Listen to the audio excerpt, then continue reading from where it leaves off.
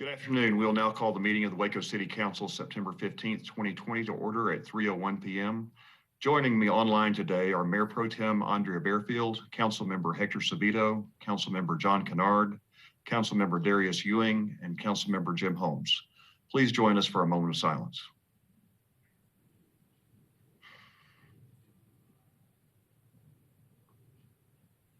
Thank you. On March 16, 2020, the governor suspended various provisions of the Open Meetings Act pursuant to his state of disaster authority. The change was effective March 16, 2020 until further notice or until the state of disaster declaration expires.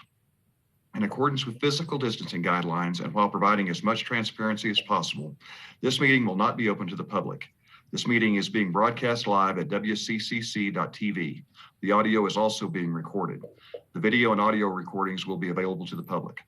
According to the governor and attorney general, statutes that may require face-to-face interaction between members of the public and public officials are suspended, provided, however, that the governmental body offers alternative methods of communicating with their public officials. This includes public comment on agenda items. In an effort to allow for as much public input as possible, those who wish to submit their written comments on a listed agenda item were asked to submit their comments to the city secretary's office by 11 a.m. today. The city secretary will read into the record the comments submitted for items on the agenda at the appropriate time. Individuals who registered to speak on a public hearing item will be allowed to speak remotely for 3 minutes. We will now recess the regular session and convene to work session with a report from the city manager. Bradley. Thanks, Mayor and Council. This afternoon, we have no changes to the agenda, and I don't have any employee recognition or organizational updates, so I'll turn it over to Larry for the Halsey report. Okay, let's get the PowerPoint up here.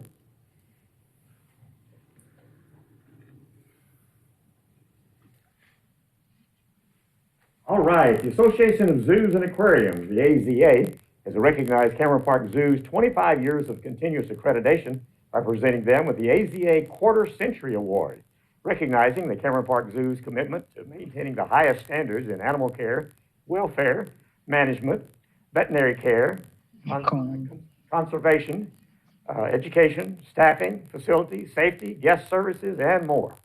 There are only 230 facilities out of the 2,800 wildlife exhibitors licensed by the United States Department of Agriculture and the Animal Welfare Act that meet the standards our zoo maintains. The Cameron Park Zoo recently received 3 new animals to its collection. Meet Morrison, a young male capybara who came from the Reed Park Zoo in Tucson, Arizona. Ghost is a true albino raccoon that came to the zoo from Houston Rehabber and was about 4 months old. And Mowgli, a young male American black bear who came from Garrison, Minnesota, after his mother died in hibernation and he was rescued by the Minnesota Department of Natural Resources. It'll take some time for these new animals to be introduced to their new home, but the zoo staff is keeping the public informed of the progress and when they will be on display via social media. The Labor Day weekend brought good news to Waco attractions, with Cameron Park Zoo reporting 1,872 visitors compared to 1,500 during the same period last year. The Waco Mammoth National Monument attracted 1,503 visitors, which was down a little bit, while they were still operating at reduced capacity and limiting the number of people in the dig shelter and not offering guided tours. The Waco Regional Airport reports that at Labor Day, the flight load factor was 98%, the highest single-day level since March. The Convention and Visitors Bureau reports hotels were virtually full, making it a great weekend in Waco. Our tourism sector continues to work with the McLennan County Public Health District and many of our local businesses to communicate local COVID-19 requirements and safety precautions to our visitors. On Saturday, September the 5th, the City of Waco conducted a civil service police exam that attracted 57 individuals who are interested in taking the first step to become a Waco police officer. The police department is currently looking to hire 10 individuals. And that completes my report. That's a great report, Larry, and congratulations to the zoo on the award from the Zoological Association. That's a big deal, and our zoo being in the top 10 in the country is certainly something we should be proud of. Thanks, Larry. Council, today on your agenda, you do have one informal report. That's IR 2020-610.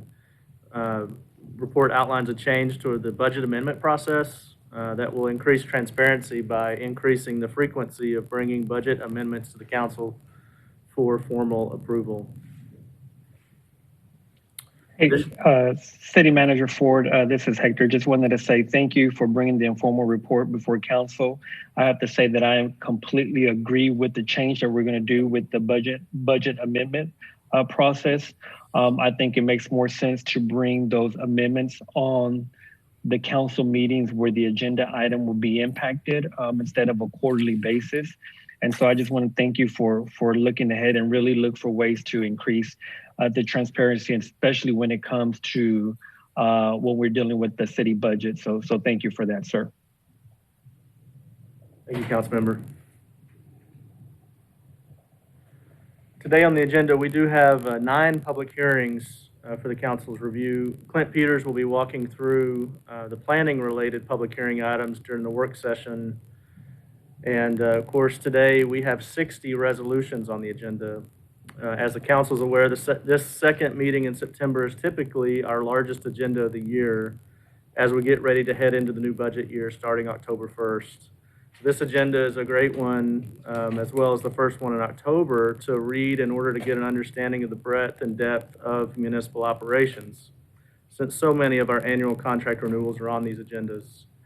Of the 60 resolutions today, I would like to highlight just a few, starting with Resolution 2020-626, which sets the public hearing dates for the municipal drainage utility system as October 20th and November 3rd. The resolution also includes the staff's anticipated rate ceiling for the stormwater fee. The drafted resolution proposes to begin utility billing for this fee in October of 2021, so essentially a year from now. Staff will be following up with a work session on the October 6th agenda for the council to have further discussion on this fee. The next set of resolutions I wanted to highlight are... Bradley, I just had a quick comment on that. Yes, I just want to, I think you said it well, and that this resolution sets the date for the hearings primarily, and the resolution and the proposed, it is a proposed resolution, right? And the proposed ordinance that we received this morning on what the language looks like, and these are max numbers and guidelines that are actually included in the resolution. And as you said, we're going to take these under a closer look in the October work session, correct? Yes, sir. All that is correct, council member. The rates that are shown in that resolution are the ceiling that we anticipate, so the high for starting discussion, and we'll have a work session on October 6th. And each of the resolution and the ordinance are proposed. They're not final. Yep. Yeah, I look forward to that dialogue in October. So I think all of us agree that a dedicated revenue source, supports this enterprise a little bit better, and that as we get this funded and get it rolling, that currently it's coming out of the general fund to pay for these stormwater fees. It makes more sense to have it isolated in an enterprise fee, but also to recognize that revenue in the context of how we set tax rates on the other side too. Because if we're getting, the last thing we're trying to do is tax our citizens more. This is more of a placement issue of where does that revenue match the service better and the enterprise support better. So this isn't really, I don't see this as an additional fee as much as it is a geographical change of how we come up with the revenue. At least that's how I hope that plays out here as we set this thing. And then again, I think the caps that were, or the guidelines that were shown in the draft. Again, we'll talk about this more in October. But the residential ones are always a little bit easier than the commercial ones, and as we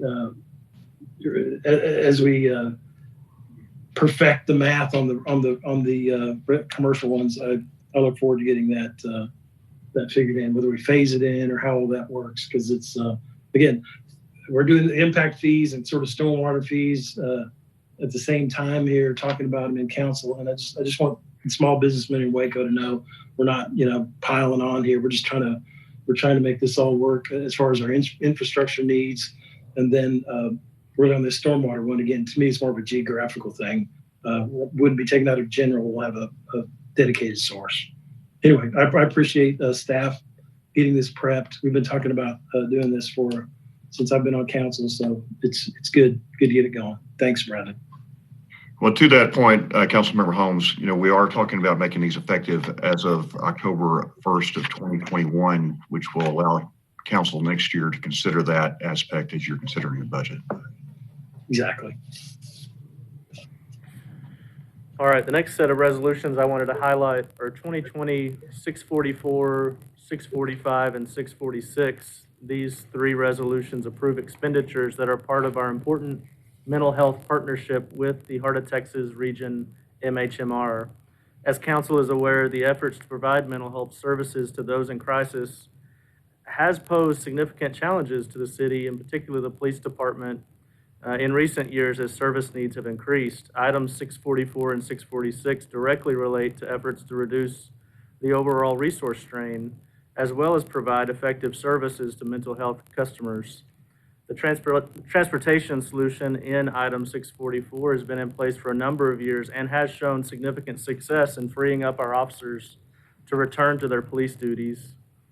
Item 646 is a direct result of the work of the Behavioral Health Leadership Team to address additional issues identified by the police department, in which we've found our officers sitting for hours at sometimes in emergency rooms with mental health consumers waiting to clear up minor medical needs before getting a mental health evaluation.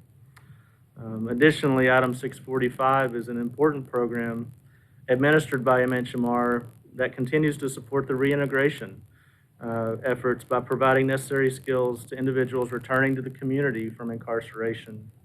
As previously requested, Council, you will be receiving a formal update on our mental health initiatives at an upcoming City Council meeting. This is Holmes again, Bradley. I really am supportive of these three, and I think it demonstrates our commitment to proactively helping and better assisting our citizens who are dealing with mental stress issues and mental stress events. And I think this is kind of a state of the art as we have our police in a mental stress event stabilize the event and the issue, and transition that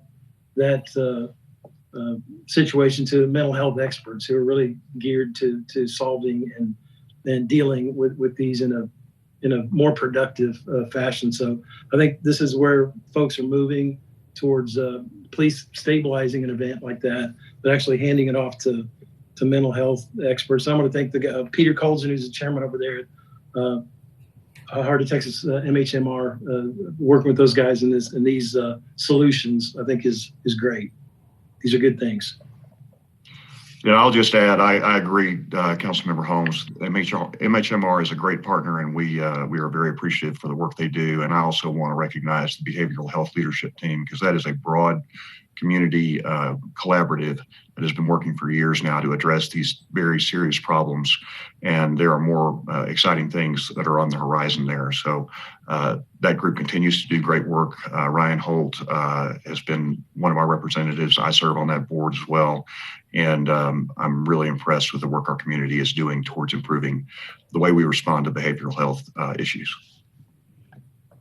I wouldn't have come after you, Mayor. I didn't see that you were about to speak.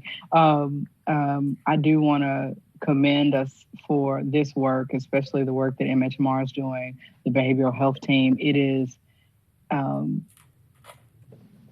one of the things that will help us stay on the side of right and how we handle our community regarding policing if we have the proper tools in place. When we send our especially our new candidates out, they weren't necessarily trained in the background of mental health and mental wellness. And when we have the resources in place to support them, then they can do their job, concentrate on their job, knowing that they have the support of the mental health community and the behavioral health team to support them. So I think that that will make it easier for our police department as well. And that is something that definitely looks like reimagined policing to me. I just want to echo everything said by fellow council members and the mayor and say that there's a really large disparity in the state of Texas between mental health needs and mental health availability as far as experts and assistance with that. I think Texas is like towards the back end of the 50 states on the need and or on the availability and towards the front end on the need. So anytime we have an opportunity to partner with someone like an MHMR and continue to fund and come alongside of them in these relationships, specifically in regards to our policing efforts, I'm all for it. So appreciative of all the work put in on both sides for this. Thank you, council members, for those comments. The next resolution I wanted to highlight is 2020-662, which approves an amendment to the contract with MRB Group for engineering services in connection with the Mars Drive Old Hewitt Road Improvement Project. This amendment increases the contract to address design, survey, and construction services. This item is appropriate at this time, given recent action by the Waco-McLennan County Economic Development Corporation, WEDMEC, which is providing $3.4 million in funding for the overall $11 million project. MRB's engineering design services are scheduled to be complete in about 9 months, at which time staff will solicit construction bids for this project, which I anticipate will be our largest street improvement project in next year's capital improvement program. The project, once completed, will provide a significantly improved traffic surface, wider lanes, intersection improvements, pedestrian access, and storm drain improvements for one of the largest employment centers between Dallas, Fort Worth, and Austin. No, hey, Bradley, I just want to say thanks for this. This has been on the CIP down the list, working its way up for the past several years. I know it's been a priority not only for us in Midway, but also the all of the businesses that are located immediately on these roads, as well as in the adjacent corridor. And with the high school right there, there have been significant traffic issues for years, and so this is a really big deal. I'm glad to see that it is getting done here before I roll off of council, and I appreciate staff's commitment and this council's commitment to continued infrastructure investment throughout our community, but also just making sure that we're working with our partners, both Midway ISD and all of our businesses in the industrial area to make this happen. And again, a special thank you as well to the Economic Development Corporation for coming alongside us to make this project go over the next year. And Councilmember Kennard, congratulations to you as well. I know you've been working on this project for a while. It's a big one. And so I know that this is very important to you. And so kudos to you for pushing it to the front of the agenda. Again, I appreciate y'all's support on that. All right. The last highlights I have for the council are resolutions 682 and 683, both of which are Waco Transit items. 682 accepts up to $7.95 million in federal Section 5307 CARES funds from the Federal Transit Administration. These funds can be used to support operating, capital, and other expenses incurred beginning in January of 2020 to prevent, prepare for, and respond to COVID-19. These funds are not related to other CARES funds already identified for the City of Waco or Waco Regional Airport. Staff will be working in the future to communicate with the council our anticipated usage of the funds. Resolution 683, directly following, approves the purchase of automatic passenger counting equipment from Ride Systems, LLC. The purchase will be made utilizing the 5307 funds to improve our methods for capturing fixed route ridership data. This purchase will eliminate our outdated system of counting riders via the fare box or on paper and replace it with an automated counter system, which should increase our system safety as well as the accuracy of counts. This system is being purchased from Ride Systems, which also provides our GPS tracking on the fixed route system, which will really give Waco Transit a fuller picture of the system, allow them to respond quickly to service needs, and also allow data-driven decisions as they make their routes, including as they consider long-term planning necessary for the bus rapid transit system. Bradley, hey. Go ahead, Darius. Thanks, John.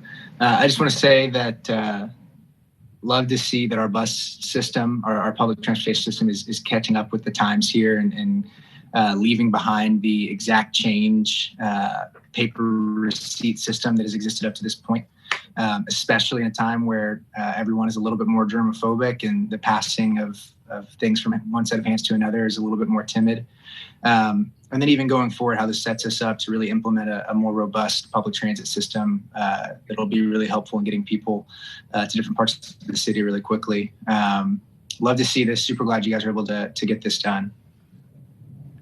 Yeah, I'll just add, I'm thankful to the feds and the allocation we've received from the CARES Act and to our continual investment in our transit system. Not only this, but the rapid transit that we're continuing to diligently work towards.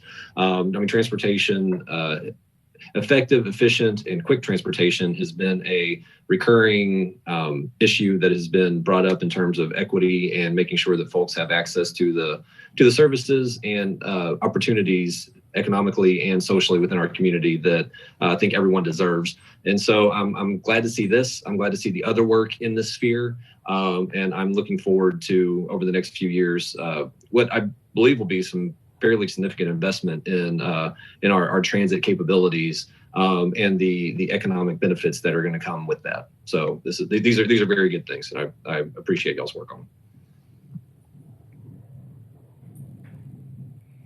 All right. Council, we do have 3 ordinances today on the agenda. Ordinance 2020-684 is a first reading that approves a negotiated settlement between Atmos City's Steering Committee and Atmos Energy Corps Mid-Tex Division. Certainly appreciative of City Attorney Ritchie's work on this item, leading these discussions on behalf of the City of Waco. The remaining 2 ordinances are second readings, and if there's no further questions, that concludes my report. Hey, Bradley. Yes, ma'am. Before we move on from the resolutions and things, I did want to go ask a few questions about 2 of them. 664, which is the Goodwill contract. And I wanted to see, I know about the cleanup along the landfill route and everything, but it also talks about the trash, litter, and brush removal from within the city and alleys and litter abatement along the highways. And I was curious about how much is done within the Corps for the cleaning of those alleyways, because I'm like, if we're utilizing this service, I think that I'm hopeful that we can have more help with our alleyways and keeping them clean. Yes, ma'am. Mayor Pro Tem, this is Paul Kane, Assistant City Manager. Your question's a good one, and we have generally in the past, the majority of the alleys that have been addressed by Goodwill through this contract are primarily located in the downtown area and to the south. We have asked them to begin looking at areas both in South Waco and in East Waco, and particularly focusing on alleyways that have access from the streets and that people are using today. So we will be getting back to the council soon on that list of alleyways and their location here in town. So thank you for bringing that up and bringing that to our attention. And we certainly will pursue a more citywide approach to our alley maintenance through that contract. So thank you. I appreciate that.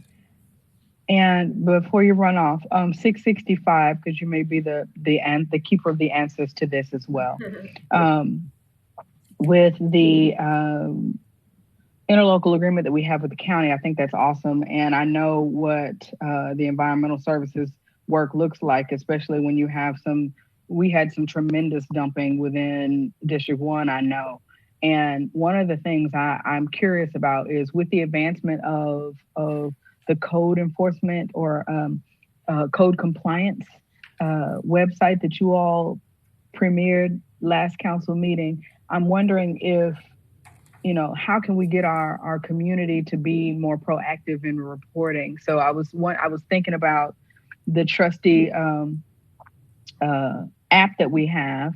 And is there a button or something that maybe, added to that to report illegal dumping? So, is that something that I can do when I see it? Because if it's, if I'm driving and I see it, I don't fumbling through to find the number to call or there may be something. So I was hoping that, as we advance our technological prowess, that's something that could be considered. Yes, ma'am. I thank the Mayor Pro Tem for challenging us in that regard. Yes, we agree with you that's a functionality that we need to have. We currently do not have it yet on our software, but it's something that we are pursuing, and we certainly recognize that for yourself and citizens like you, it's much easier to take a picture and send that in rather than hitting a link and then getting redirected to a telephone call and then trying to call and all those kinds of things. So we agree with you and recognize that we've got some work to do there, and we are starting to try to address some of those things and hope to have that solution to the council soon, but we recognize the need. We recognize the need, certainly. And no, I'm super stoked about the advances that have happened so far. So I realize that this is a process. Yes, ma'am. And you cannot turn a ship overnight. But as long as we're all along in that line of thinking, because I know how quick it is to, think, and then I can do it. And so I've done my part to better my community. Yes, ma'am. At the touch of a button. We agree, and that's the goal. That's where we'd like to be. Thank you, sir. I appreciate you. Yes, ma'am. Mayor and Council, for the record, for public hearing 2020-616, Mayor Deaver and Council members Kennard, Ewing, and Holmes have filed affidavits of substantial interest on this item. And for the second reading of ordinance 2020-685, Mayor Deaver and Councilmember Kennard have filed affidavits of substantial interest on that item.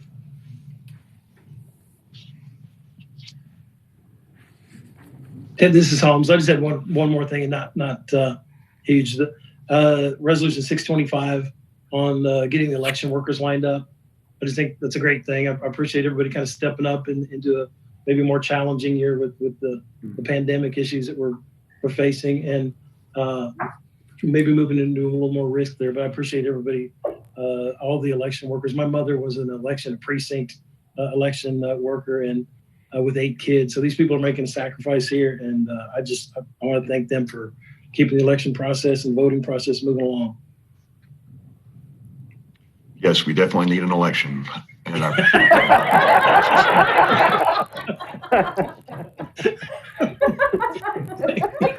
a local election is all I'm talking about.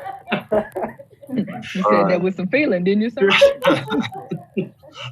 All right. Are there any items council would like to remove from the consent agenda? Esmeralda, I believe we have received comments on 2020-648, correct? That's correct. So that'll be pulled. Okay, then the consent agenda tonight will include resolutions 2020-624 through resolution 2020-683, with the exception of resolution 2020-648. And I will turn it back to our city manager, Bradley Ford, to introduce the next work session presentations. Thanks, Mayor. We're joined by Clint Peters, our Director of Development Services, who will be walking us through the planning public hearing items. Thank you, Mayor. Members of council, we do have 7 public hearings this evening. The first one is dealing with our subdivision plats. We have 2 plats, the first one being final plat and construction plans of the Park Meadows South Addition Phase 2.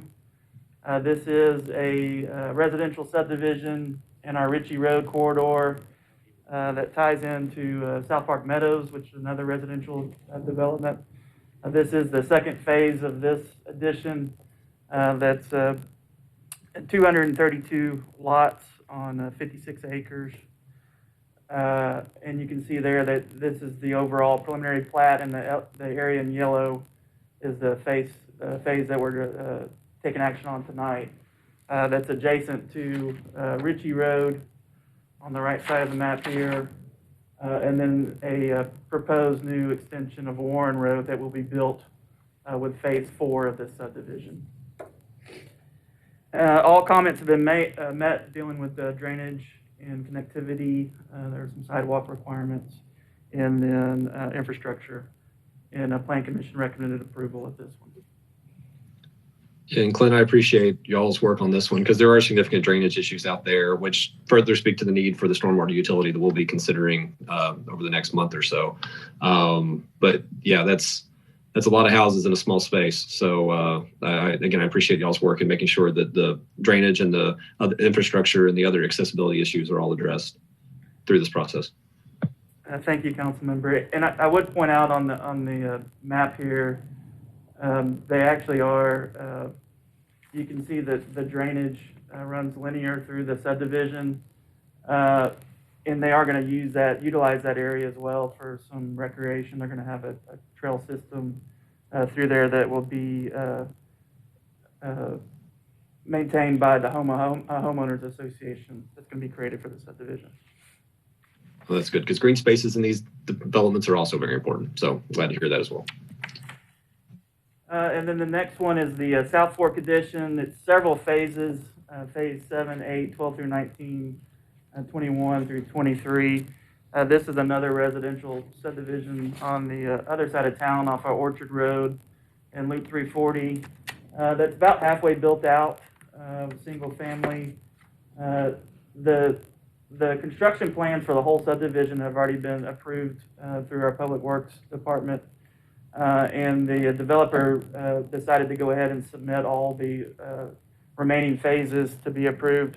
They're not going to build them all out at the same time. They just wanted to get all the administrative approval processes finished.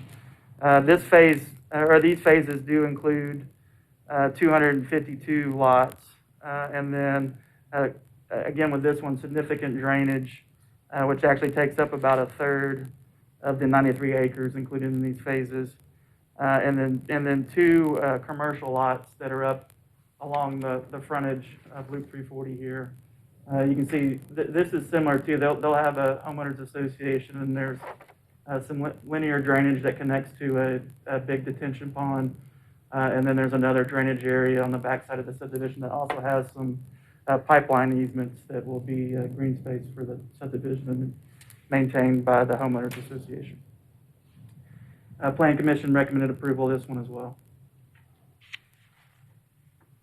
Our next public hearing, 618, is at 2701 Herring Avenue. This is for the approval of a short-term rental type 2 in R1B zoning district.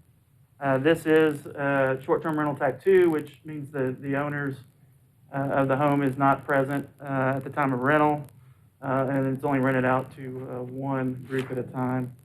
This one is actually at Herring and 27th Street. This one is actually an approved STR that was previously approved that has been sold to a new owner. The special permits are non-transferable, so they're having to come. The new owners are having to come back through the process for approval. This isn't. Were there any?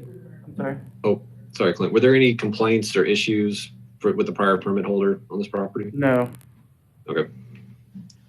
And we did just receive one notice on this, and there was no opposition on that response back. This is a 3-bedroom home. You can see here it does meet the 500 feet distance requirement from the approved STR over here on Mitchell, so it meets the buffering requirements, and then it does have all its parking, and then you can see it's been recently renovated by the previous owner. Plan Commission did recommend approval of that one. The other STR is a new one at 3601 Orchard Lane. This again is for a type 2. This is a large 4-acre single-family lot out on Orchard Road in our Timbercrest neighborhood. A 3-bedroom home. The owners do live in the home, and they plan to rent out. There's a bedroom that has a separate entrance on the back of the house, and they plan just to rent out that bedroom, but they wanted to have the option of renting out the whole house in case they were out of town. They do travel some. And so they have requested the SDR2. So they do have a local operator that would be here if they're out of town. Otherwise, they'll be on property when the guests are there. But but their intention is that they live on the property, correct? That's correct. Yeah, they'll Okay. continue to live there majority of the time. Okay. But they wanted to have the option of renting out the whole house, so that's why they're asking for the SDR2. I understand. No opposition on this one. We mailed out 6 notices. And you can see there is another one on Orchard Lane, but it is outside the 500-foot buffer.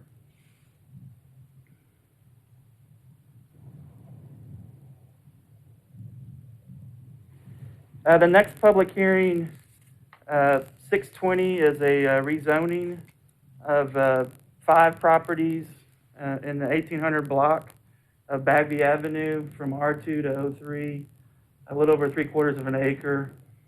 This property is between 18th and 19th, just south of I-35, backs up to properties that front I-35.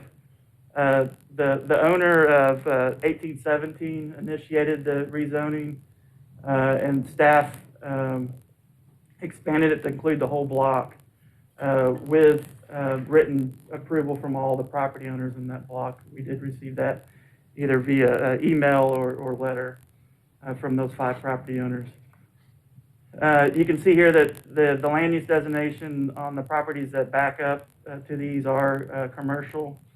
And then you can see the zoning that backs up to this is C2, which is commercial zoning. So the O3 does offer somewhat of a buffer between the heavier commercial zoning along the interstate and then the residential to the south of the property.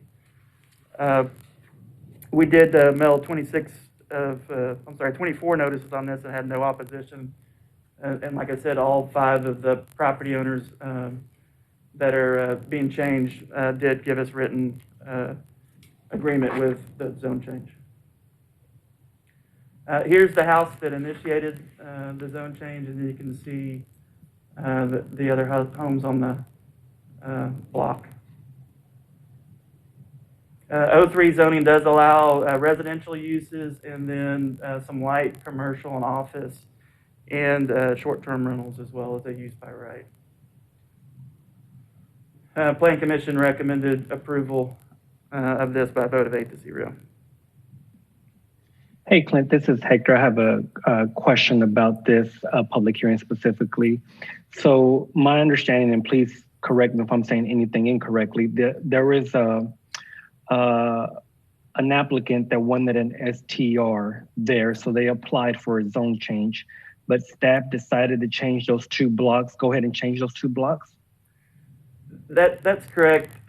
If you look at the map, go back to the applicant that brought the change forward is the center lot in the block, and that staff felt like to change the zoning on there, it needed to include the whole block for consistency purposes, and so we worked with the applicant and got in contact with the other property owners in that block, and they were all in agreement to join the request for rezoning for that whole block between 18th and 19th. So since if this passes through tonight, there would be a short-term rental there where you pointed out a while ago, and correct me if I'm wrong, but there will not be another short-term rental within 500 feet of that one. So in O3 zoning, short-term rentals are permitted by right. The buffer requirement does not apply for O3, so that you could have short-term rentals in that O3 zoning within 500 feet. The 500-foot buffer just applies to our single-family zoning districts, and then our R2 zoning districts is what we added several months back. But the office zoning and commercial zonings do not have that, and multifamily zonings do not have that buffer requirement. So in essence, there can be 2 STRs right next to each other in this zone. In that block, yes, sir. Okay, But Clint, not within any of the surrounding R2 properties, right? As long as it's still R2. If there's one, if it's allowed by right in this block right here, but then with the R2 within 500 feet of that, that would still fall within that buffer, and another STR couldn't go into any of those R2, right? Correct. Yeah. Okay. Just would be So it'd just be on that block where it's zone 03. correct. Okay. Okay, thank you.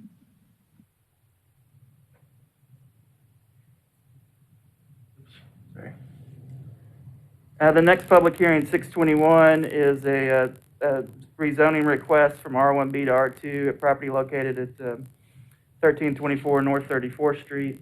This is a vacant lot in our Brookview neighborhood, just south of Bosque Boulevard. About 3/4 of an acre. You see it here on the map. It's located kind of squeezed in between some multifamily uses, some duplexes, and commercial uses, and then single family back to the south. The land use plan does call for that block to be medium density residential, but you can see the majority zoning on that block is single family zoning. You do have some multifamily adjacent to it. The majority of it is, however, single family zoning. Here's a picture of the lot in question.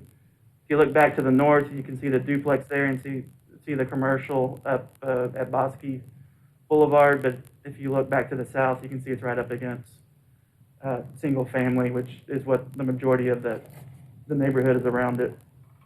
Plan Commission had concerns about rezoning it up against single family zoning and its impact, compatibility of that neighborhood. So they did recommend disapproval of it. We did have one notice sent back that was in opposition. Since Plan Commission recommended disapproval, it does trigger the supermajority requirement for council to approve this one. I mean, honestly, on this one, I can see why you initially recommended approval and why the Plan Commission voted it down. Because I mean, there's an apartment complex a block and a half from there. There are duplexes surrounding the area, and it is kind of one block away from a more commercial type street, with Bosque and with some commercial development. But at the same time, the properties immediately surrounding it are single family, and it is kind of transitional. And so I'm fine going along with the Plan Commission's disapproval of this one, but that neighborhood, I can on this one, I really can understand. It really could go both ways, because it is kind of a transition neighborhood where there's some duplexes and, again, an apartment complex within a block and commercial within a block, but right adjacent to where this lot is surrounding it, there are more single family lighter uses. So that makes sense. Yeah, and staff did have, we're on the fence about it. We did go with approval because of the comprehensive plan recommendation, but we understood Plan Commission's recommendation and had some alternate findings for them to use for this approval. And remind me how dense 02 or 03 the requested zoning could go to, if they, in terms of residential development. So they requested R2, which would allow R2 up to duplex, but that property is large enough where you could get 2 lots out of it, so you could potentially have 4 units on that property. Thanks. And did the Plan Commission disapproved based solely on the amount of single family sort of located behind this, to the south of it, and directly across the street? Yes, that was their main concern, was the impact on the single family. Because there is a duplex if you're looking at the lot to the right of it, correct? That's correct. And then you get to the dollar store and Bosque and and the other finding is they felt like there was enough medium density zoning already in place to accommodate that type of growth in the area. Yeah. Clint, can you go back to I too, like Councilmember Kennard, understand why, see both sides of this coin. But yeah, if you could go back to, one more forward, I guess, where you can see that one. Because everything behind the bushes that are to the left of what I'm looking at that single family, and that where the red car is an apartment complex? It's a duplex. It's a two-unit complex. Okay. Yeah, the apartment complex is, on this view, is to the left, one block down. Okay. Yep. Okay. Down here. The O2 there. Yeah. I got you. Yeah, I this one made me, scratch the temples a bit as well, but I see where plan commission would vote to disapprove just simply because of the amount of single family residences that are behind it. So yeah, I'm going to be standing with the plan commission on this one. Yeah, this is Holmes. I'll echo what Mayor Pro Tem said, basically ditto. It's always the toughest ones of these to me to change, or anytime you're pulling out of R1B or strictly residential. So I'll be supporting the Plan Commission on this as well. I just want to remind the council that this is subject to a public hearing at the council meeting, where y'all will maybe hear some evidence, and I'm sure all of y'all will maintain an open mind during that hearing. Agreed. Always. Agreed. And then our last zoning case is a property at 500 South 11th Street. This is at the corner of Webster and 11th, just adjacent to downtown, a vacant lot. The land use plan calls for this to be mixed-use core, and that area along Webster has been transitioning from industrial zoning to more of our mixed-use zoning, either C4 or O2. They're requesting O2, which is a mixed-use office residential district. I would point out there, that would leave one lot there zoned M2, but that property, we have talked with the property owners, and they are planning on bringing in a rezoning request in the near future as well to a mixed-use zoning. So that would continue that transition from industrial to O2. Here's the property. This is the vacant lot. You can see the diversified building in the background there along Webster Avenue. And then looking down 11th Street with some of the commercial mixed use there. And Plan Commission recommended approval of this one, and we had no opposition on the notices. And then our last public hearing is some easement abandonments. This is associated with a city project, the transfer lift station project. That is a utilities project.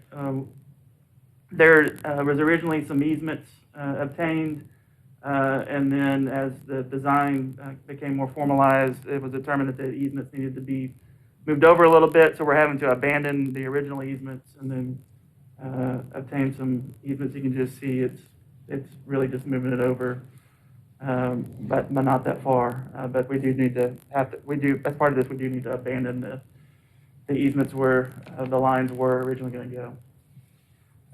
No conditions on this one and no oppositions on this one, and the Plan Commission recommended approval. And that concludes my report.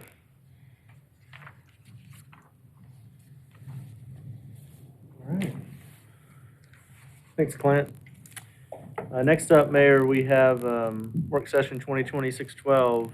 I'm going to invite Rainisha Hudnell to the table here. She's going to discuss funding recommendations for the Community Development Block Grant, CDBG, and Home Investment Partnership Grant under the 2020-2021 Annual Action Plan.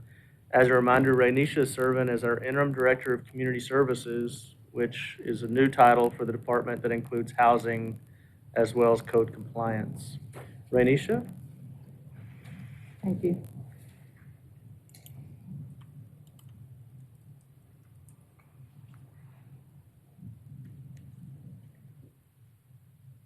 Good afternoon, Honorable Mayor and council members. Today I will be discussing the annual action plan process and funding recommendations for the development of the 2020-21 fiscal year consolidated action plan. The presentation will demonstrate and describe the development and implementation process and funding activities for dollars granted by the U.S. Department of Housing and Urban Development. I will highlight the annual action plan process, CDBG in-home allocations and recommendations, and the following steps. During the preparation of the annual action plan, the Community Service Department visited 4 neighborhood associations: Brook Oaks, Carver, Northeast Riverside, and South Waco. Staff were able to explain funding allocation caps and restrictions, as well as eligible activities. At these meetings, surveys were distributed to the attendees for input. We were able to collect approximately 160 surveys with help of some of our community leaders. After reviewing the collected surveys, we were able to take into consideration some of the top priority activities, such as rehab and rental assistance.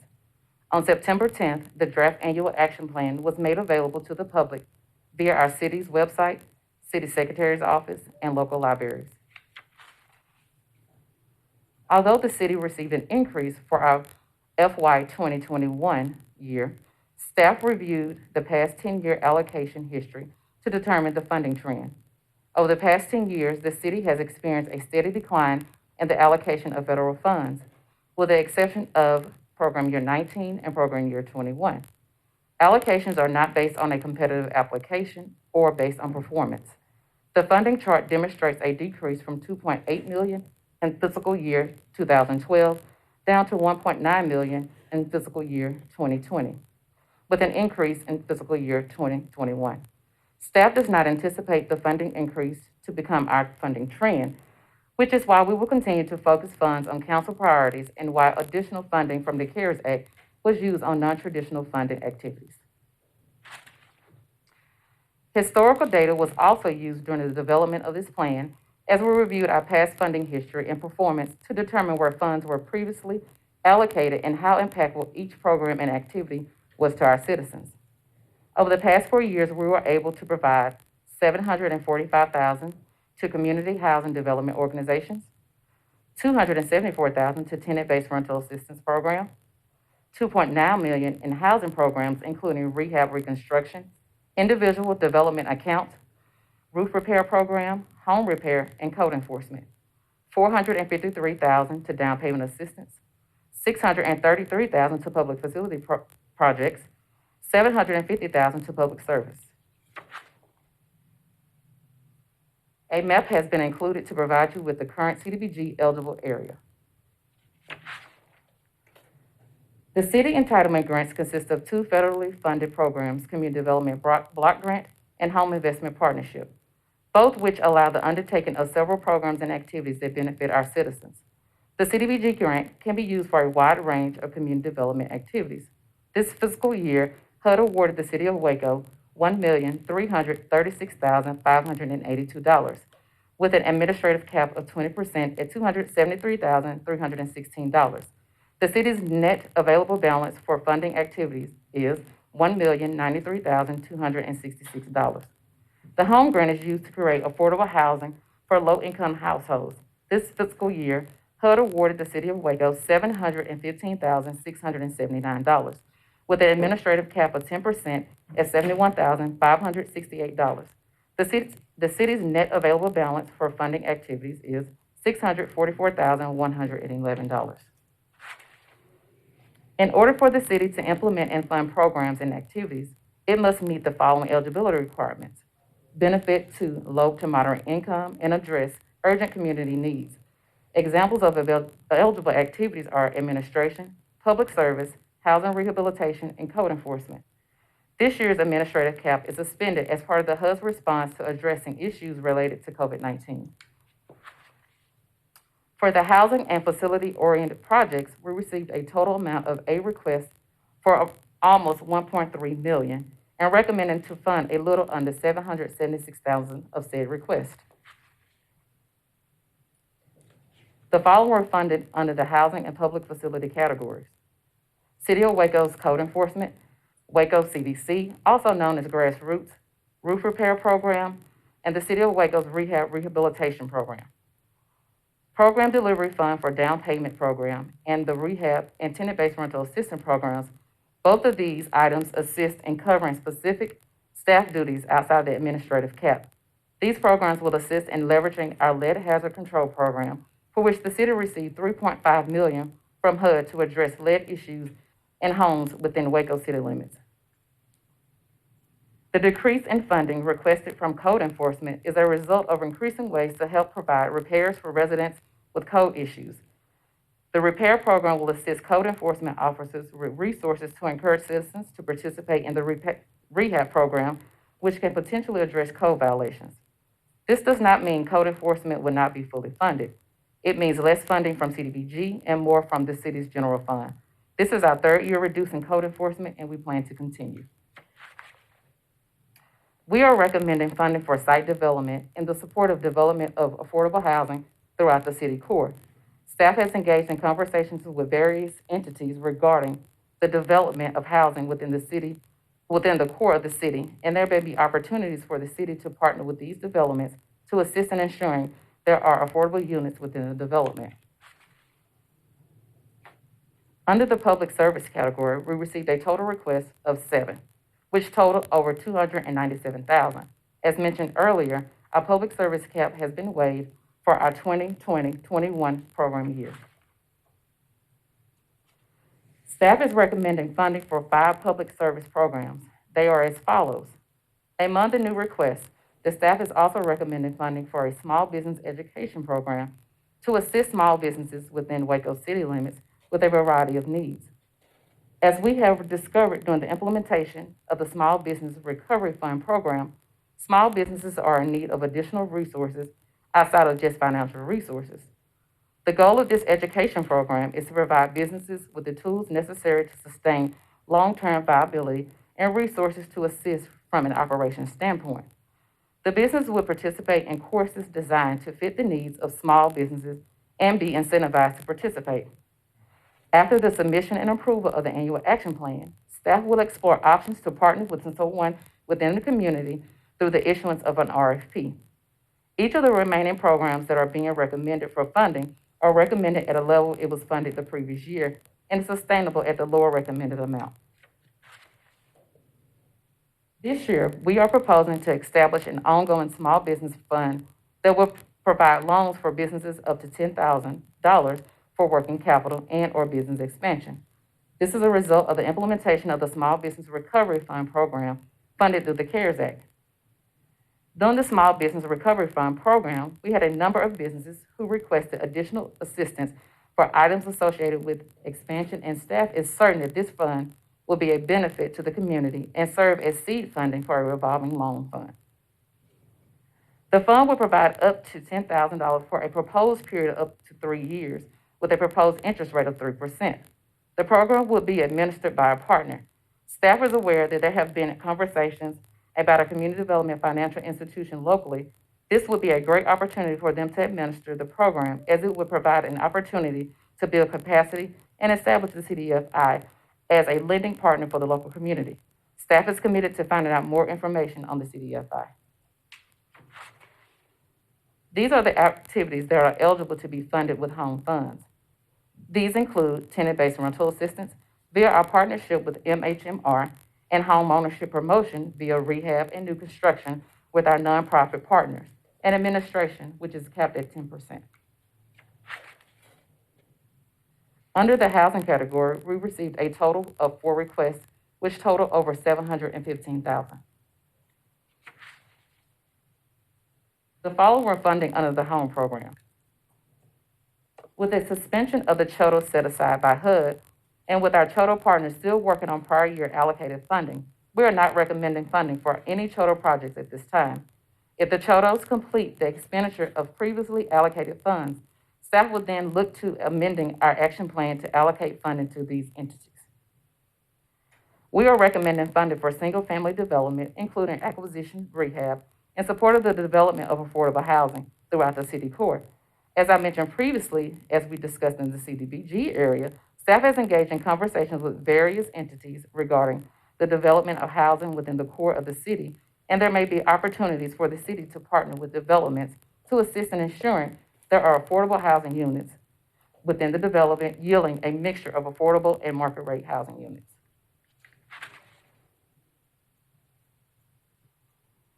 If council is supportive of the recommendations today, we will proceed as follows. We will continue to move forward with the annual action plan based on the current funding recommendations and conduct 2 public hearings during the process, with adoption of the plan on October 20th to submit to HUD by October 23rd. Due to the COVID pandemic, HUD has extended the deadline for submission of the program year 2021 annual action plan until August 16th, 2021. However, we still intend to maintain a schedule similar to our regular years, which based on this timeline only amends our timeline 30 days out. I'm available to take any questions. I'll kick it off. I just want to say thanks. This is always, it's always an enlightening process when we go through and see and kind of take inventory of the needs in our community and ways that we can deploy these funds to address them. I think over the past few years, especially, we've begun to kind of think outside the box a little bit more innovatively as to how we can leverage these funds and use them as effectively and efficiently as possible, as opposed to just kind of giving the same organizations the same every year, and being more programmatic focused as opposed to operational. And so, I mean, really the only things I'll say is I could talk about all of them, but I probably don't need to. But the leveraging of the HUD lead paint funds, I think is great. I know we've got a few projects already under our belt through that program, and there are several more kind of in the pipeline. And so anything we can do to help encourage, promote, and further the use of those funds to rehab our neighborhoods, I think is a really great thing. And then I also think it's smart on our part to take those funds that we're dedicating towards the small business recovery and economic development and work to utilize and partner with and collaborate and join in on a lot of the other efforts already ongoing, as opposed to maybe trying to create something new. And I think there's a lot of good things going on out there, and I appreciate and I think that the focus and impetus on this is right. And I'm looking forward to seeing just how we're able to deploy those funds to help promote our small business ecosystem even more. So again, I appreciate staff's work. Again, it's hard to tell some of these folks no, but I think we're being strategic with these dollars and using them to the best that we can. And I think there'll be some really positive outcomes coming out of the way we're going to be deploying these funds. So thank you all. Thank you, Rainisha, for your presentation. And I'm going to echo Councilmember Kennard and many of his statements and just add a few. I think it's very smart that we work, especially in the development of the small business loan with the organizations that are establishing, because we do not need to reinvent the wheel. But I think that us having a spoke in it will go far, and it'll lead us to the ability to glean more and for our community, but working with our organizations to get it done. So I appreciate you all for that. I will continue to applaud the efforts of the new community services department. I like that. Let's make it concise. To turn stuff on a dime, because when we first kicked off that small business grant program, you all did it quickly, you did it efficiently, and we understood that that there are more needs to be met. And instead of saying, well, okay, we met this need, let's move on, you said, okay, how can we advance this and go further? So I appreciate that. Lastly, it's good stewardship to go through our budgets and go through our finances and say, while all of the organizations that we support are important, if we've got funds left over from previous years, let's finish that and then go to new funds. And I think that's good stewardship. And I appreciate you all for that forward thinking, especially in these times when we're asking, our departments to be as strict and stringent as they can with their budget. So I appreciate you looking out for the city that way. I'm going to follow that, if that's okay. And just really, Renisha, thank you so much for the presentation. I truly appreciate it. I, along with Councilmember Kennard and Mayor Pro Tem, agree with what they said, but I do have a little bit further questions if it's okay. Can you go back to the slide where you, at the beginning of your presentation, where you showed the map, the geographical location that HUD covers? As you were going, yes, thank you so much. As you were going over their requirements for funding, it seems to me that some of the geographical locations on this map are left out, and I know it has nothing to do with city staff, but just kind of curious how that was designed, because it seems like there were some parts of the city, especially within the core of the city, that were left out. That meet those requirements, but they're not covered in the geographical location. I'm just curious as to if we know why that is. So this map is generated by the federal government through HUD, and they base it off of census tract. So we do not establish this internally. We receive this from the federal government. And so it was based off of the, I guess, 2010 census tract. Yes.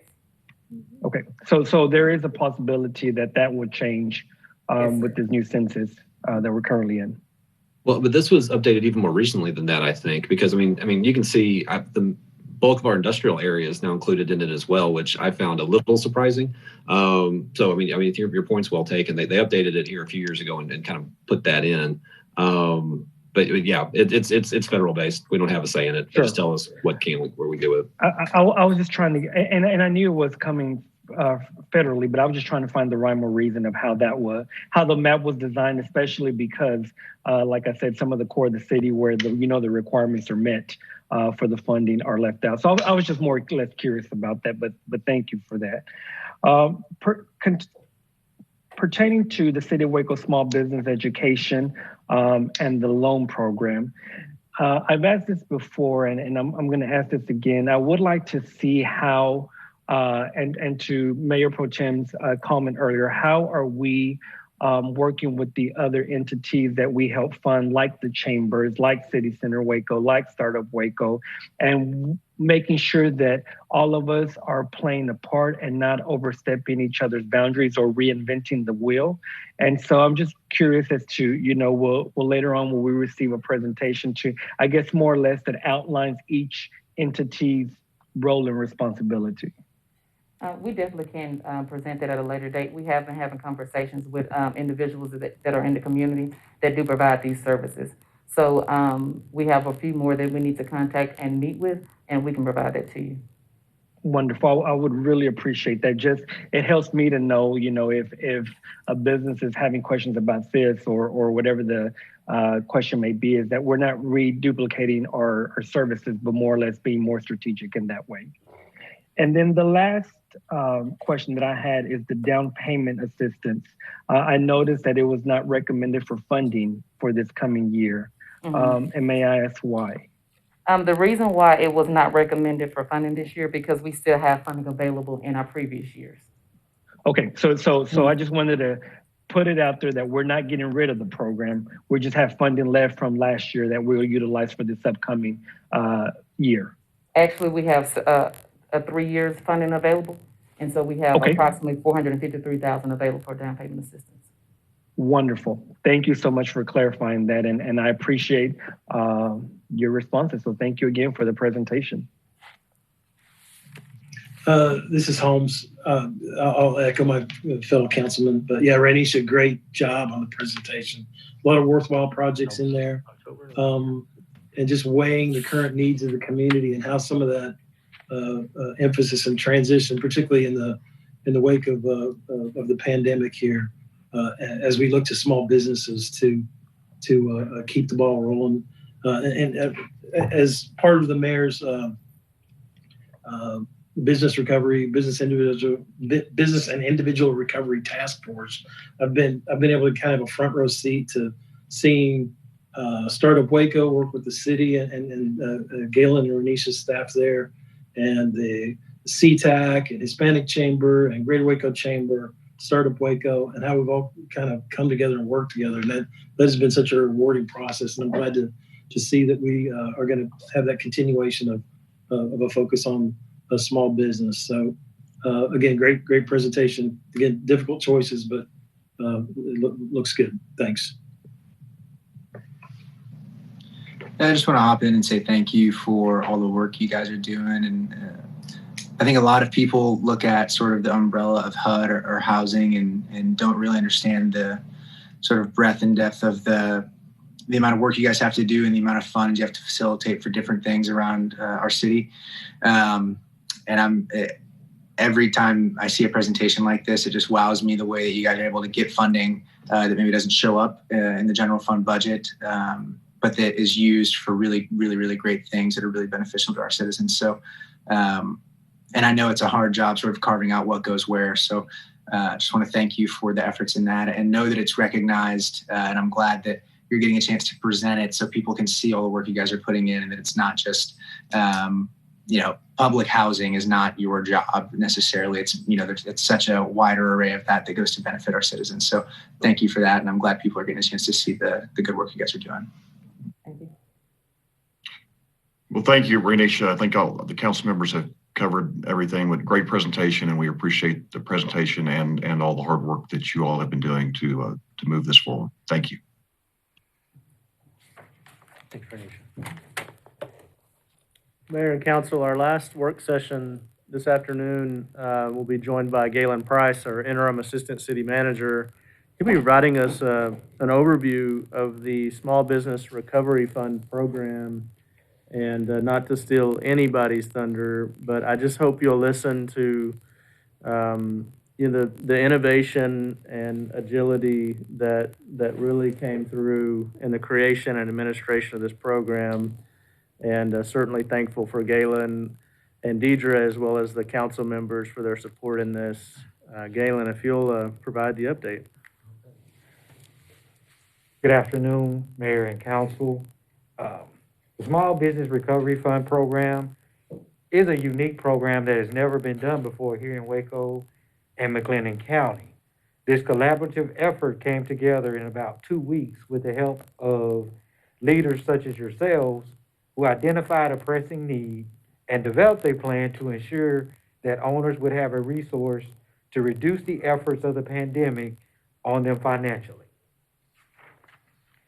In this presentation, we will discuss the purpose and overview of the program, discuss where the program is today, including a snapshot of the program and those we have helped, along with program procedures and the challenges faced and what we're doing to overcome those challenges.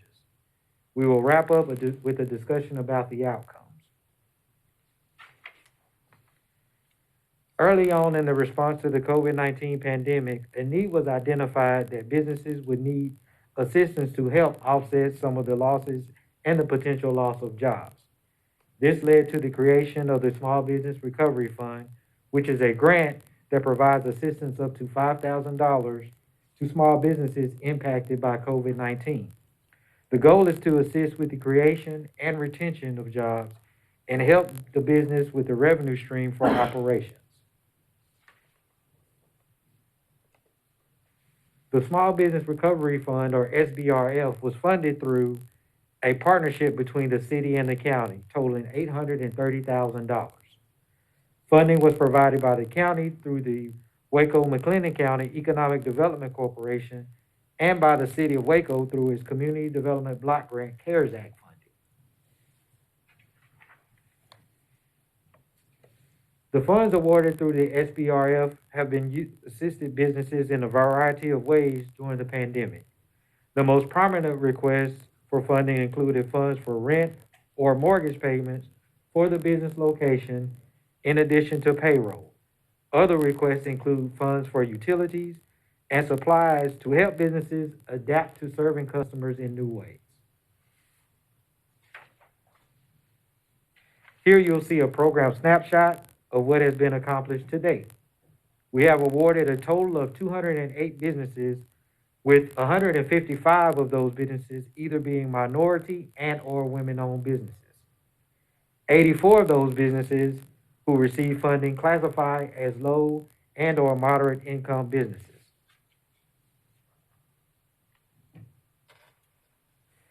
In working through the process, we wanted to ensure that we would maximize the opportunity for businesses to participate in receiving this assistance. The process was designed to maintain a level of consistency in the review of applicants across both funding sources. A team was formed to assist with the application process, and a funding committee comprised of different leaders within the community was established to review and approve recommendations brought forward by the team. I wanted to take a couple of minutes to talk about the team. This team consisted of individuals who were brought together from various departments within the city. An outtake of this program was the opportunity for city staff to engage in a different part of the organization and to expand their respective skill sets, all while providing a much needed service to our community. It allowed employees to showcase skills in a different way while remaining at work. Because of this, one employee who was a part of the team has transitioned into another role within the housing department from human resources. Read into that, council, that Galen stole. Galen swiping stole stuff. somebody. Yeah. Didn't want y'all to miss That's that. called strategic planning. That's what That's that's called. This slide shows a breakdown of the funds expended to date. Because of the regulatory requirements associated with the CDBG funding, it resulted in a deeper level of guidance needed for those businesses who received assistance from this particular source. This has resulted in a slower expenditure of this funding source in comparison to the WebMec funding provided. We did have some businesses decline assistance for reasons such as there was no longer a need for the business since reopening, and some businesses did not want to comply with the grant requirements. Here is a map that shows the businesses who received assistance located in Waco and McLennan County.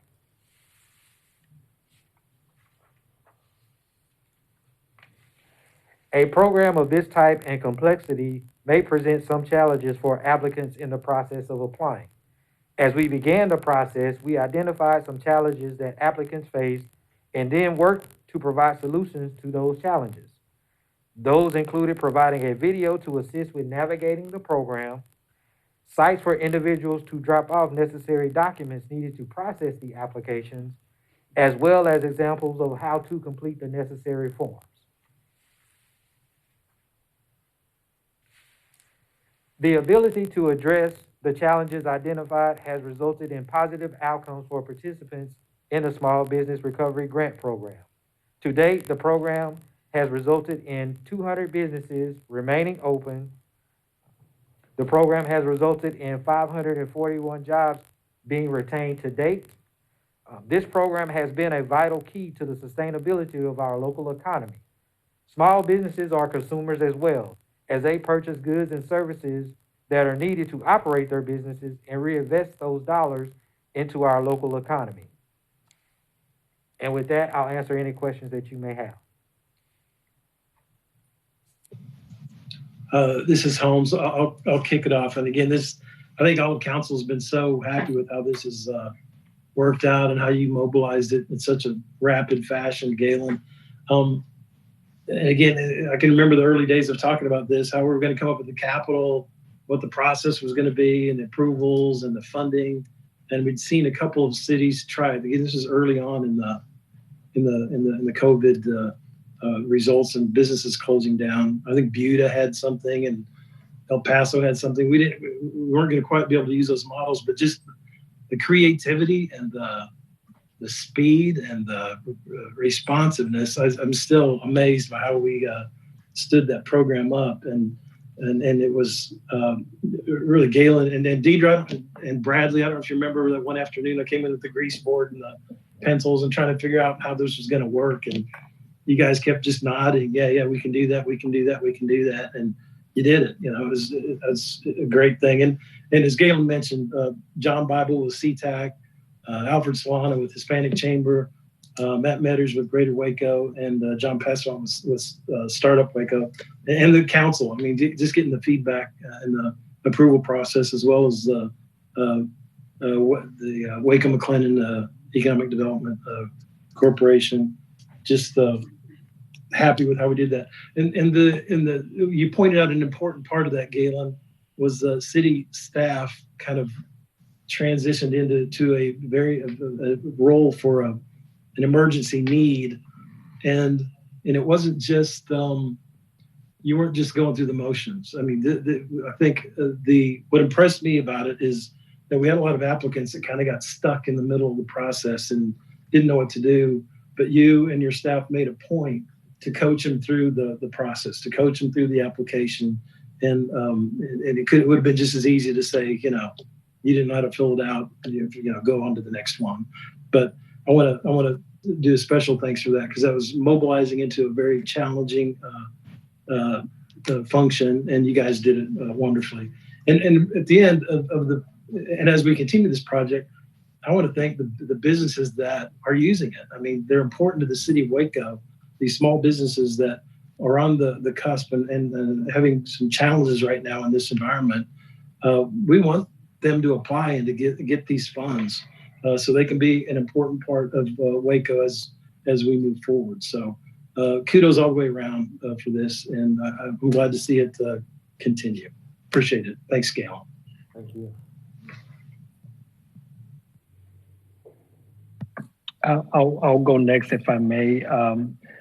I would like to, first of all, Galen, thank you so much for this very, very informative presentation.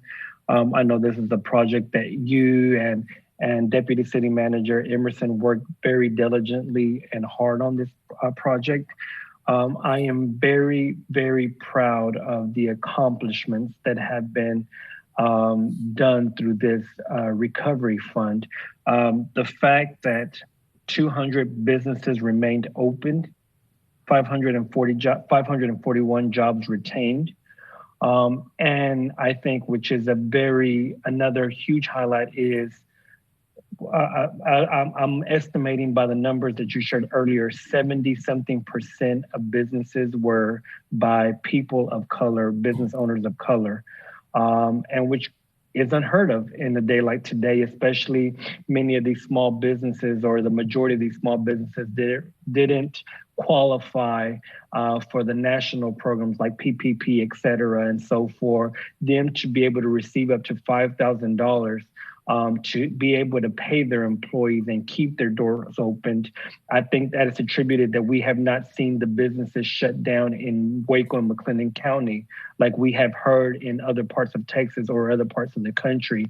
And it is to the brilliant minds like yourselves, and also Councilmember Holmes and Sarah Roberts and their task force that just were so swift and quick in thinking of ways and ideas to help our local businesses. Once again, we were faced with an unprecedented time such as COVID-19, and no one knew how long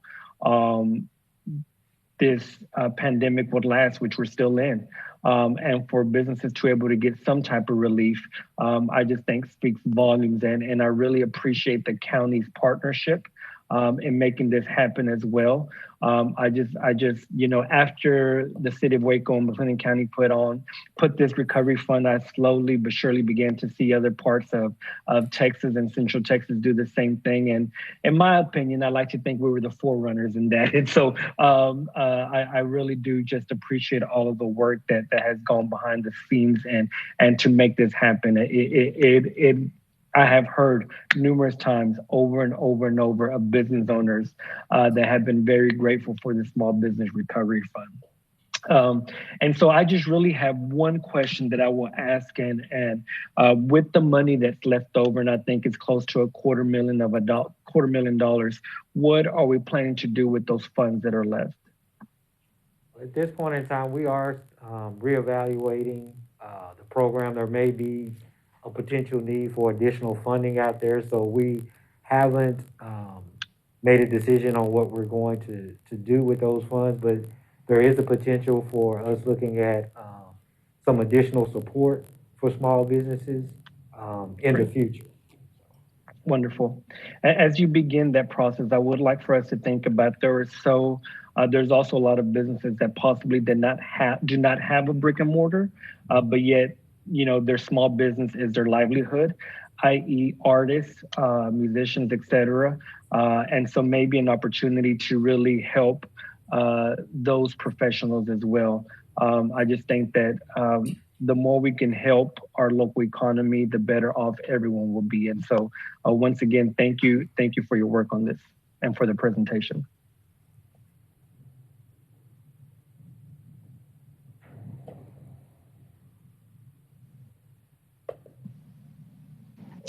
Hey, Galen. Let me just say that your tone is always deliberate and professional. But I think this is something that you can get excited about and show a little bit more. This is amazing.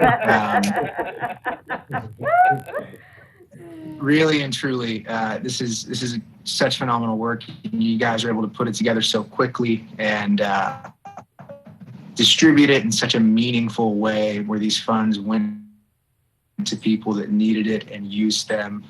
And even, the fact that we have funds remaining that we're looking at redisbursement of that and that is the first thing on our mindset for those it shows that we're looking in the right direction with that. I'm really thankful for you and your department, all the work that you put into getting this going. Like Councilman Vito mentioned, we were sort of the first city, at least we'll tell ourselves that as long as we can look back and see that no one else has done it before us to do something like this. And I think that says a lot, the ingenuity and the ability and just the heart that our city staff has to help the citizens of our city. So thank you for that. And yeah, man, get excited about this stuff. This is awesome stuff to hear. So thank you.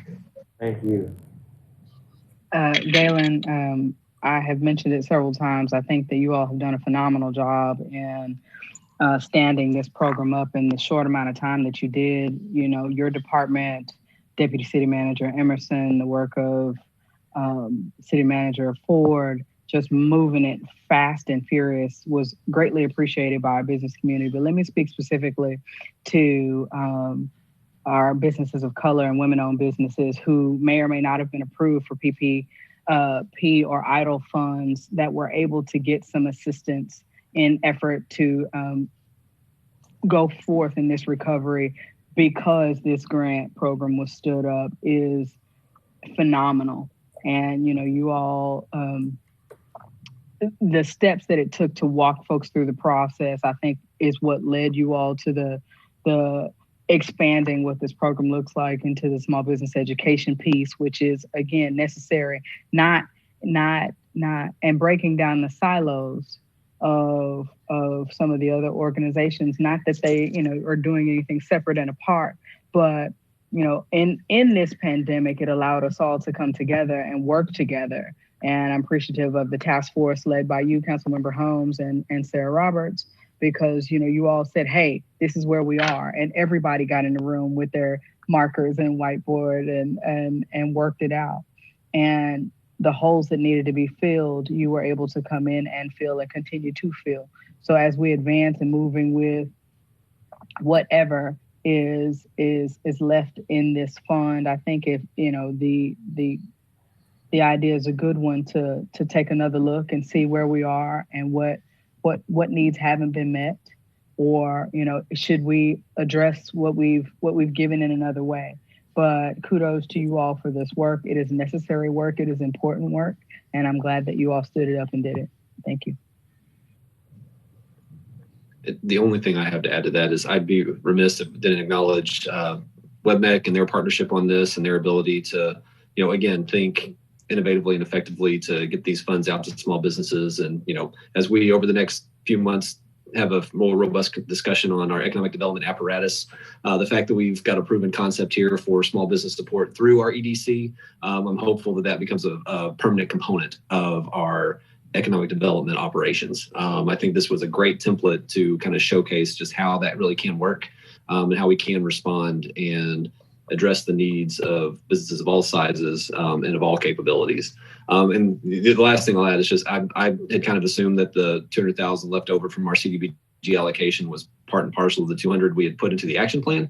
So the fact that that's actually extra funds that we have available to support small businesses is actually a really phenomenal thing. And considering it is CDBG, if at some point we wanted to consider finding existing expenses that are CDBG eligible to allocate those towards, so we could use general fund dollars, which would then be a little more flexible in terms of reporting requirements and availability. That might be something worth at least considering, just to kind of loosen up a few of those restrictions that being HUD granted and CDBG allocated, that kind of puts some of the some good restrictions and reporting requirements around them that may prove onerous for some of our recipients. But other than that, I mean, no, this was a great program. I think it's paved the way for hopefully some really great things down the road in terms of small business support. And I appreciate everybody's work on it to this point. Thank you, council members, for your comments. I want to thank Councilmember Holmes and Sarah Roberts and their Economic Recovery Working Team for helping to design this, push for this. Thanks again, as Jim mentioned, to all the partners on that team, including Greater Waco Chamber, the African American Chamber, and the Hispanic Chamber for the great work and input that they gave. And as has been said, I really want to thank Bradley and Deidre and all the city staff who worked on this for pushing this and making it happen quickly. John, I'm glad you mentioned again the Waco McLennan County Economic Development Corporation for providing funding for this. This is certainly not something that has been in their wheelhouse. They are typically focused on supporting large projects for industry. But I think knowing that our small businesses were in trouble and that this was something that could help stand those up, and I think the proof has been provided here that is exactly what happened. And I agree. I think there are future opportunities to support small business through our Economic Development Corporation's funding. And so I look forward to that. But I want to really thank board members Bill Clifton, Judge Felton, and Wiley, and now Bradley for voting in favor of this and providing that funding. And Galen, I appreciate you and your team for helping everybody work through this application process. I know that the CDBG requirements made some of that more onerous. I appreciate you helping people to walk through this and understand that some people weren't willing to. But the fact that we kept 200, we helped 200 businesses stay open and 541 jobs be retained is just something that I think we will look back on with pride as something that really good that came out of our response to COVID. And so, Galen, finally, I just want to say you've been such a key person in so many ways as we've addressed COVID, both through you getting called on to answer calls for businesses and COVID enforcement, all of that, but and certainly through this effort. I just appreciate all the work that you've done, and you and your team. You've got a great team working for you. Yes, Thank you. Thank you, Mayor. We do. All right, Mayor, that concludes our work sessions for this afternoon. All right. Are there any requests for future agenda items? Mayor, this is Councilmember Sabito. I do have a request for a future agenda item. I would like for us here in the next few weeks to discuss what the city's plans will be for Christmas. I know last year we usually hit up staff kind of late, and I felt bad for them last year. So I'm trying to be proactive, especially now with the middle of the pandemic, what the plans are for Waco Wonderland, if we're moving forward with it, the tree lighting ceremony, lights up and down downtown area in the pit. And so just really for us to start thinking about that and see if we can get a presentation of what the plans are for this year. Well, thank you, Councilmember Sabito. That is something that is going to require some thoughtful deliberation, but there certainly are some things that we should do and can do. And so I appreciate you bringing that up, and hopefully we can get to that pretty quickly. Any other requests? All right, we will now recess the work session and reconvene regular session for executive session as read into the record by the city secretary at 4:35 p.m. Notice is hereby given that the City Council will go into executive session in accordance with the following provisions. 1, attorney briefing, Texas Open Meetings Act, Section 551.071, responses received for request for proposal, RFP number 2020-003. 2, real property, Texas Open Meetings Act, Section 551.072. And 3, economic development, Texas Open Meetings Act, Section 551.087. We are now in executive session at 4:36 p.m.